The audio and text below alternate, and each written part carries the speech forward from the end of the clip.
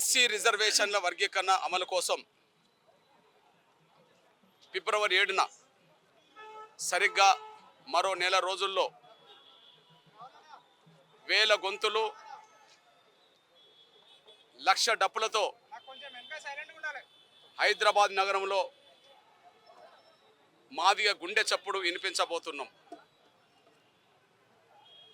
మా ఆవేదన అయినా మా ఆకాంక్ష అయినా వర్గీకరణ జాప్యం చేస్తే మా ఆగ్రహమైన లక్ష డప్పుల శబ్దంతో ప్రపంచానికి వినబడేలాగా చేస్తాం. ఆకాశమే దద్దరిల్లాగా చేస్తాం.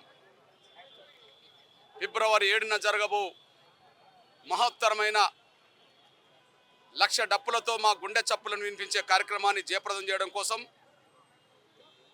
మాదిగ ఉద్యమానికి అండగా నిలబడే కళాకారులందరితో ఈరోజు సరిగ్గా నెల రోజుల ముందు ఈ ప్రచార యాత్రని ప్రారంభిస్తున్నాం.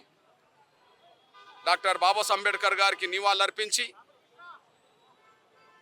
ఈ యాత్ర ప్రారంభిస్తున్నాం. జగ్జీవన్ రామ్ గారికి నివాళులర్పించి జిల్లాలకు ఈ యాత్రలు ఉమ్మడి 10 జిల్లాలకు వెళ్ళబోతున్నాయి. ఈరోజు ప్రారంభిస్తున్న సమయంలో మా కళాకారుల వద్ద 100 డప్పులు ఉన్నాయి. ఈరోజు ప్రచారాన్ని ప్రారంభిస్తున్న సమయంలో మా కళా బృందాల వద్ద 100 డప్పులు ఉన్నాయి. 10 బలమైన గొంతుకలు ఉన్నాయి. ఇవి జనంలోకి వెళ్ళి జనాన్ని సమీకరించే ఉద్దేశంలో భాగంగా ప్రతి ఇంట్లో ఉండబడే డప్పును సమీకరించడంలో భాగంగా ప్రతి కళాకారుని సమీకరించడంలో భాగంగా ఈ నెల రోజులు ఉమ్మడి జిల్లాలో ఉండబడే తెలంగాణలో ఉండబడే ఉమ్మడి 10 జిల్లాలో ఉండబడే అన్ని మండలాలకు అన్ని గ్రామాలకు ప్రచార యాత్రలు చేరి తిరిగి నెల రోజుల్లో లక్ష డప్పులతో తిరిగి వస్తాం. 10 మంది కళాకారుల బృందాలు జిల్లాలకు వెళుతున్నాయి. వాళ్ళు వేల కళాకారులుగా తిరిగి వస్తారు. 100 డప్పులతో గ్రామాలకు రాష్ట్రానికి వెళుతున్నారు. వాళ్ళు లక్ష డప్పులతో తిరిగి వస్తారు. లక్ష డప్పులతో హైదరాబాద్ నగరంలో మేమేసే దండోరా మా గుండె చప్పుడు వర్గీకరణ మీద ఇంకా జాప్యం చేస్తే అది అగ్రంగా మారుతుంది. వర్గీకరణకు సంబంధించిన త్వరగా అమలు చేస్తే అది విజయోత్సవంగా మారుతుంది. మేము కాంగ్రెస్ నేతలకు గౌరవ ముఖ్యమంత్రి రేవంత్ రెడ్డి గారికి విజ్ఞప్తి చేస్తున్నాం. సూత్రరీత్యా కాంగ్రెస్ పార్టీ వర్గీకరణకు అనుకూలమని ఇప్పటికీ మేము నమ్ముతున్నాం. సూత్రరీత్యా ఎస్సీ రిజర్వేషన్ల వర్గీకరణకు కాంగ్రెస్ పార్టీ అధిష్టానం తెలంగాణ ముఖ్యమంత్రి వర్గీకరణకు అనుకూలమని విశ్వసిస్తున్నాం. దానికి ప్రధాన కారణం ఈ దేశంలో 1975లో పంజాబ్ ప్రభుత్వం కాంగ్రెస్ ప్రభుత్వం జైల్ సింగ్ గారు ముఖ్యమంత్రి ఉన్న కాలంలోనే ఎస్సీ వర్గీకరణ చేసింది. భారతదేశంలో ఎస్సీ వర్గీకరణ చేసిన తొలి రాష్ట్రం కాంగ్రెస్ ప్రభుత్వమే పంజాబ్లో. అదే సమయంలో యూపీఏ ప్రభుత్వం ఉన్నప్పుడే మేడం శ్రీమతి సోనియా గాంధీ గారు యూపీఏ చైర్పర్సన్ ఉన్నప్పుడే గౌరవ మాజీ ప్రధానమంత్రి స్వర్గీయ మన్మోహన్ సింగ్ గారు ప్రధానమంత్రి ఉన్నప్పుడే ఎస్సీ వర్గీకరణ మీద జస్టిస్ ఉషా మేరా కమిషన్ నియమించడం జరిగింది. అదే సమయంలో కాంగ్రెస్ పార్టీ జాతీయ అధ్యక్షుడి హోదాలో ఉన్నప్పుడే సోదరులు రాహుల్ గాంధీ గారు ఎస్సీ వర్గీకరణ మేము చేస్తామని చెప్పి 2018 గద్వాలకు వచ్చిన సమయంలో ఎన్నికల సమయంలో స్పష్టంగా బహిరంగ సభలో వేదిక మీద మాట్లాడడం జరిగింది. అదే సమయంలో ఎడిటర్స్ మీటింగ్లో హైదరాబాద్లో రాహుల్ గాంధీ గారు ఎస్సీ వర్గీకరణకు కట్టుబడి ఉన్నామని చెప్పి మాట్లాడడం జరిగింది. అంతేకాకుండా ప్రస్తుత కాంగ్రెస్ పార్టీ జాతీయ అధ్యక్షుడు పెద్దలు మల్లికార్జున్ ఖర్గే గారు ఎస్సీ వర్గీకరణకు అనుకూలంగా మేనిఫెస్టో ప్రకటించడమే కాకుండా ఎస్సీ ఎస్టీ డిక్లరేషన్లో మొదటి అంశమే వర్గీకరణకు కట్టుబడి ఉన్నది, వర్గీకరణ చేస్తామని చెప్పి డిక్లరేషన్ చేయడం జరిగింది. కాంగ్రెస్ పార్టీ ప్రతి శాసనసభ ఎన్నికల్లో ఎస్సీ వర్గీకరణ సమర్థిస్తూ మేనిఫెస్టో పెట్టింది. కాంగ్రెస్ పార్టీ మేనిఫెస్టో పెట్టిన దాని ప్రకారం కాంగ్రెస్ పార్టీ డిక్లరేషన్ ప్రకారం జాతీయ అధ్యక్షుడు మల్లికార్జున్ ఖర్గే గారు హామీ ఇచ్చిన ప్రకారం రాహుల్ గాంధీ గారు హామీ ఇచ్చిన ప్రకారం సోనియా గాంధీ గారు, మన్మోహన్ సింగ్ గారు కమిషన్ వేసిన ప్రకారం కాంగ్రెస్ ప్రభుత్వం పంజాబ్లో వర్గీకరణ చేసిన దాని ప్రకారం సూత్రరీత్యా కాంగ్రెస్ పార్టీ వర్గీకరణకు అనుకూలమే అని మేము విశ్వసిస్తున్నాం. కానీ అదే కాంగ్రెస్ పార్టీలో మాల సామాజిక వర్గం పలుకుబడి ఎక్కువ. అదే కాంగ్రెస్ ప్రభుత్వంలో మాల సామాజిక వర్గం పలుకుబడి ఎక్కువ ఉంది. వారు వర్గీకరణకు అడ్డు తగులుతున్న విషయం సమాజం గమనిస్తున్నది. ఎస్సీ వర్గీకరణకు వ్యతిరేకిస్తామని సుప్రీంకోర్టు తీర్పును కూడా మేము అంగీకరించమని చెప్పి రోడ్లెక్కుతున్న వాళ్ళు కూడా కాంగ్రెస్ పార్టీ ప్రజాపతిలు మాత్రమే. అంటే కాంగ్రెస్ పార్టీ అధిష్టానాన్ని ధిక్కరిస్తున్నది కాంగ్రెస్ మాల ఎమ్మెల్యేలే. కాంగ్రెస్ పార్టీ ముఖ్యమంత్రి ప్రకటనను కూడా, తెలంగాణ ముఖ్యమంత్రి రేవంత్ రెడ్డి గారు శాసనసభలో వర్గీకరణకు అనుకూలంగా చేసిన ప్రకటనను కూడా కాంగ్రెస్ పార్టీ ఎమ్మెల్యేలే ధిక్కరిస్తున్నారు. ఆ ధిక్కరిస్తున్న వాళ్ళ పట్ల కూడా కాంగ్రెస్ పార్టీ ఉదాసీన వైఖరి వ్యవహరిస్తున్నది. కాంగ్రెస్ పార్టీ మేనిఫెస్టోను అధిష్టాన నిర్ణయాన్ని ధిక్కరించడం అంటే సాహసం చేయాలి. సాహసం చేసే పరిస్థితి ఎందుకు వచ్చింది వాళ్ళకు అంటే కాంగ్రెస్ పార్టీలో వాళ్ళ పెత్తనం ఎక్కువ ఉన్నదనేసి రుజువు అవుతుంది. మరి వాళ్ళ పెత్తనానికి తలొగ్గి వర్గీకరణ జాప్యం చేస్తే కాంగ్రెస్ పార్టీ అధిష్టానం ఇంతకాలం మాట్లాడుతూ తీర్మానాలు చేసిన దాని ప్రకారం నిజాయితీ లేదుగా భావించుకోవాల్సి వస్తుంది. అందువల్ల కాంగ్రెస్ పార్టీలో మాల సామాజిక వర్గం పలుకుబడి ఆధిపత్యం ఎక్కువ ఉండడం వల్ల వర్గీకరణ జాప్యం జరుగుతున్న విషయం స్పష్టంగా అర్థమవుతోంది. ఆగస్టు 1న సుప్రీంకోర్టు తీర్పు వచ్చిన రోజు గౌరవ తెలంగాణ ముఖ్యమంత్రి గౌరవ రేవంత్ రెడ్డి గారు ఎస్సీ వర్గీకరణను భారతదేశంలో తొలి రాష్ట్రం తెలంగాణ అమలు చేస్తామని మాట్లాడడం జరిగింది. అంతేకాదు గతంలో వచ్చిన నోటిఫికేషన్లు కూడా వర్గీకరణ అమలు చేస్తామని మాట్లాడడం జరిగింది. అతి త్వరలో ఆర్డినెన్స్ తీసుకొస్తామని చెప్పడం జరిగింది. ఆర్డినెన్స్ లేదు, అందరికంటే ముందు అమలు చేసే పరిస్థితి ఇప్పటికీ రాలేదు.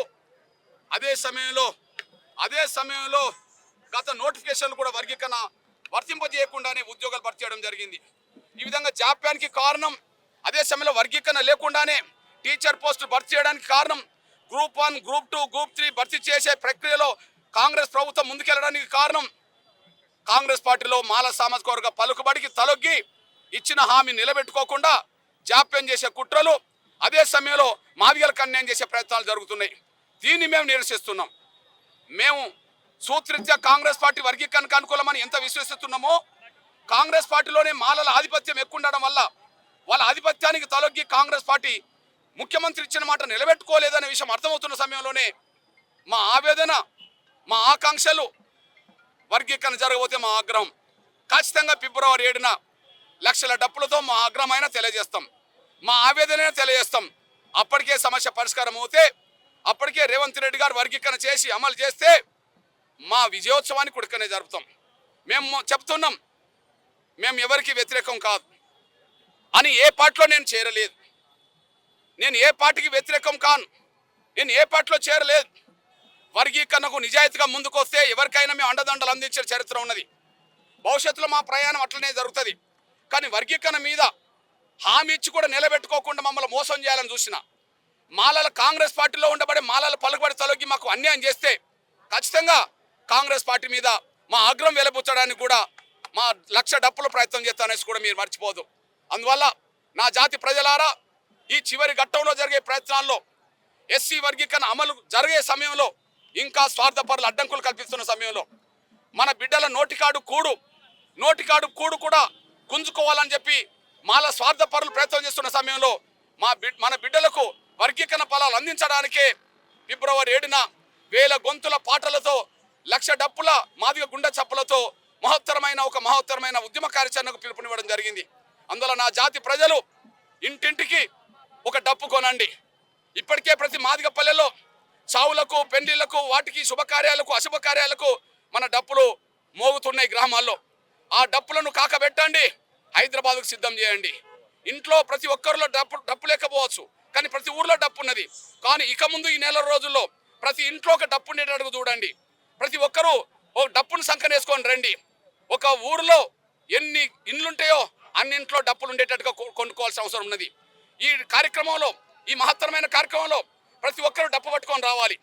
మీరు లాయర్లైనా పర్లేదు, మీరు డాక్టర్లైనా, మీరు వార్డు మెంబర్లైనా, మీరు సర్పంచ్లైనా, మీరు ఎమ్మెల్యేలైనా, మీరు మంత్రులైనా, మీరు ఎవరైనా సరే, మాదిగ జాతి బిడ్డలైన ప్రతి ఒక్కరూ ఖచ్చితంగా సంకన డప్పేసుకోవాలి రావాల్సిన అవసరం ఉన్నది.